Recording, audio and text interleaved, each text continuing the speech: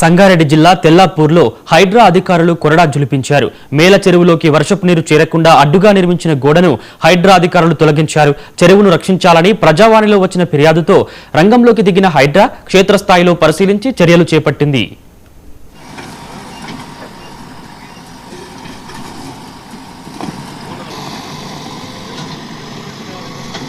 లేవు